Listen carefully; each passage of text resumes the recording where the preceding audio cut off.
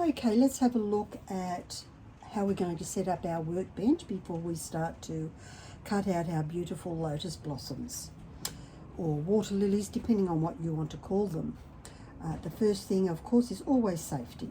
Safety goggles for your eyes, a diamond pad or whatever it is that you use to take the sharp edges off your glass so you don't cut yourself. Some heavy duty band-aids just in case you miss a bit and do accidentally cut yourself.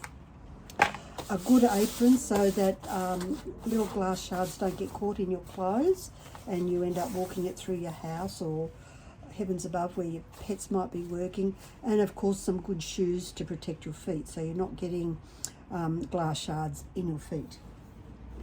Something to move away your little bits of glass. I use this big fat paintbrush and just gently sweep it away. It gets all the fine bits. You don't need to raise dust because you don't want to be breathing in the dust, but it does a great job and it gets rid of all those little bits. Now it's time for making sure we've got all the things we need when we start our cutting. I always have my trusty bucket and my Pro Control wheel nippers, which I just love. Always on my workbench, and that lives over here.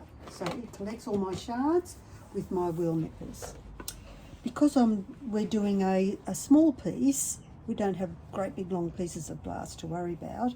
These wonderfully small, easy to use running pliers. Grazing pliers are always a must because you will use these a lot when you're cutting your glass. Your favourite glass cutter and some oil to give it a bit of a clean, which I'll do right now. And all I do is rub the wheel in a little bit of oil that's on a bit of a cotton bud, clean off the wheel so it's ready to go. And something to put your scraps of glass in. So the stuff you're going to probably keep. These are small enough for me, or large enough I should say, for me to cut tests out of, so I won't throw those away, that would be wasteful. And then of course the things you need to make your pattern. Sharpies for drawing the pattern or whatever it is that you like to use to draw a pattern. I have a silver one which is great for dark glass like black, dark blue, or really any very dark glass that black Sharpie won't show up on. I generally use a black one. If I need two, and for demonstration purposes I generally do, I'll add blue to the mix. I can't find the red one. And then whatever it is that's roughly the size of the water lily that you want to make.